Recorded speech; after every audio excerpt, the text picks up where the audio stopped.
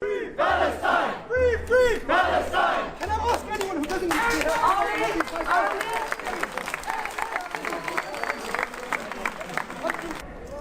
America! Shame on you! America!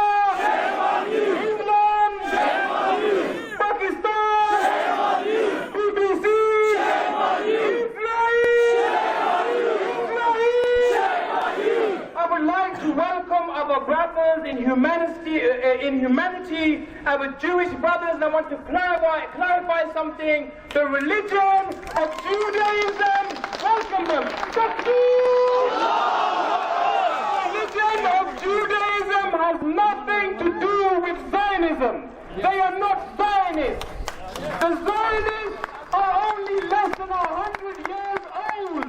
They have hijacked the Star of David so they can claim authenticity to the religion of Judaism. Judaism is a religion of peace, like all of the major religions in the world. So I would like... Palestine! Free Palestine! Free Palestine! Free Palestine! What do we want? Justice! What do we want? Justice! When do we want it? Now! What do we want? Justice! When do we want it? Now! What do we want? Justice! When do we want it? Now! End the siege! End the siege! End the siege! Assalamu alaikum and good afternoon to you all. In this very hot day, and I feel for you out there in this very hot day. I think it's been the hottest day of the week. I'm very pleased and honoured to have been asked to come along and speak at your rally this afternoon. This is a very important protest. There are some terrible things going on in Gaza, and everybody that watches the news or reads the papers is shocked by what is happening there to innocent people. There's attacks every day on Gaza. So going on, what happens then is these people, they try to find medicine, they cannot find medicine, they cannot find anything. And then, once given all this, then the bombing starts, then a war starts, and Gaza starts a massacre, and from this point on, Gaza becomes the biggest concentration camp in the world. People are being massacred, children are being killed every day. There is no medicine that are disposable. All along, whilst the Middle East and the leaders of the area stay quiet, they're the biggest tyrants. They do not do anything. We need to ask ourselves, what are these Middle East Muslim leaders doing? Why are they quiet? Brothers and sisters, we need to demand justice, and we need to demand justice now, and we need to boycott Israeli Kurds. This is where you will affect Israel. Every day we are consuming Israeli Kurds. Please, everybody, take this seriously. Go into your houses, go through your kitchen, go through your fridges, have a look. Are you consuming Israeli Kurds? If you are, please stop this, because this adds to the suffering of the Gaza people. Thank you very much. Saudi Arabia! Shame on you! America! Shame on you! England! Shame on you! Pakistan! Shame on you! BBC! Shame on you! Israel! Shame on you! Israel! Shame on you! I would now like to welcome Professor Zafar Khan, and he can sort of enlighten us. Bismillahirrahmanirrahim. I won't take much of your time.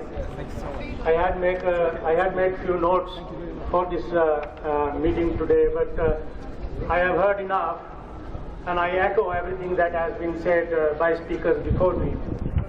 I think the first thing that we should demand here is an immediate ceasefire, an end to hostilities, and an end to the ongoing attack. Now this time the attack is a land-borne attack now, and also sea-borne attack. And the killing continues, and I think perhaps as many as 300 people have by now succumbed to the Israeli attack. We need to make a common cause with the people of Gaza in particular, and with the people of Palestine in general. And I, as a person of Kashmiri origin, also want to particularly emphasize how painful it is when people are divided forcibly, as Kashmir is divided forcibly. So we must make representations not only locally here, but at our leaders nationally. We have the opportunities and channels open to us to actually make an impact through peaceful representation. And the fact that many prominent people have spoken at this rally in itself shows that the Muslim community in Luton is doing this in a right manner. I hope that this will continue and that the young people particularly will take this struggle on for justice and through peaceful means and make representations at the highest level through proper channels. I extend my fullest support for a peaceful and meaningful campaign for justice and for equality and equitability and a peaceful resolution of the Palestine issue. I'm particularly heartened to see our Jewish brothers here, and Palestine is for all. It is not only for Jews or not only for Muslims or not only for Christians. It is for children of Abraham, children of Adam. It is for all humanity. And we must play our part to ensure that this holy land does become a land of peace for all of us to go to Al-Quds or go to the Wailing Wall or go to the Basilica. Because we have to make a common cause, because it is a common heritage that we are defending here. My support goes without any question, and I will continue to support you, sir. And I also thank organizers for this particular peaceful rally this afternoon. Free Palestine! Let me tell you something. We have to think now what we need to do. And just taking on from what Professor Saab said, I want to mention there are many things that we can do. But one very important thing that we need to do is we need to unite. And we start every town, every city, the people come together. I have to say this. I feel compelled to say this because I can see different groups of Muslims here. I think the Sufi needs to sit with the Salafi. I think that the Obandi needs to sit with the Ahl Hadith. There needs to be unity. Let there be differences. Let there be differences, that's fine. But in the matter of Palestine, when it comes to our brothers, we are united. And not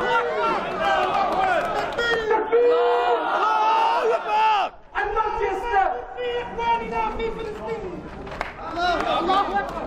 and let me tell you something else. Not just within the Muslims, we need to, as our brothers in humanity, as the Jews are here, so we need to bring other people in and unite together, and one day you will see, people will follow. People will follow. Free Palestine! Free Palestine! Other cities, other towns, the whole of the UK will follow, and one day you will see, we will have an ocean, and we will stand outside Downing Street, and we will say, Mr. Cameron, look at them out, people now come!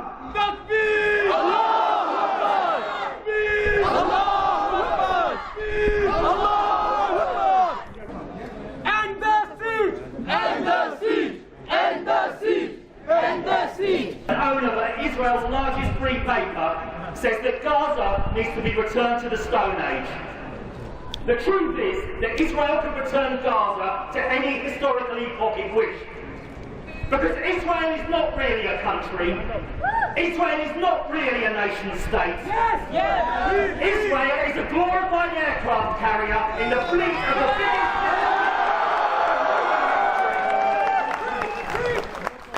Israel is the biggest recipient of US military aid. And it's also the biggest recipient of US civilian aid. But that doesn't really matter, because Israel's allowed to spend its civilian aid on arms. It is the only country in the world that can order arms directly from US arms manufacturers without going through Washington.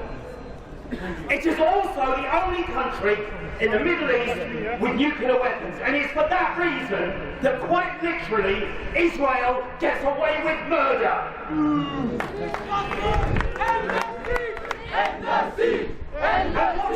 And what is Israel's military role in the Middle East, besides pummeling a country that's a fraction of its size and a fraction of its wealth into submission?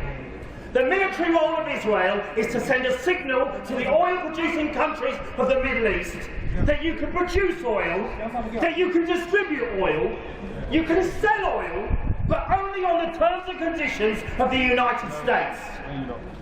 Israel is the US empire's watchdog in the Middle East. Now, I think today's is an absolutely fantastic rally, and the public meeting on Wednesday was superb as well. And we need to pay tribute to the organisers of these events, because stuff like this doesn't just happen. But I'm not going to lie to you. There's only one mobilisation this week that really matters, and that's the one that's happening in central London tomorrow. It's been organised by the Stop the War Coalition in conjunction with a whole range of Muslim organisations, including the British Muslim Initiative. Because you need to know this, there's a difference between 100 demonstrations of 1,000 and one demonstration of 100,000.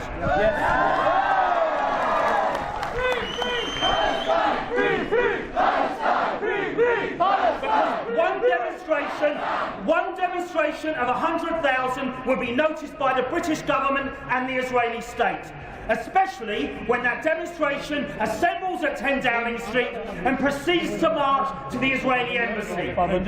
It was a Palestine demonstration in 2006 that catalysed Tony Blair's resignation. It is the avowed task of us right now to isolate the Israeli state in a way it's never been done before. But the most important reason to be there tomorrow is to transmit a signal of solidarity to the people of Gaza themselves. And that means making sure that everyone who's here today goes home tonight, speaks to their friends, speaks to their families, and gets down to London tomorrow. Thank you. I understand coaches are being provided by the mosques, but no matter. It's your sovereign duty to be at that demonstration tomorrow. Free! I cut my teeth as an activist in the 1980s protesting against the South African apartheid regime.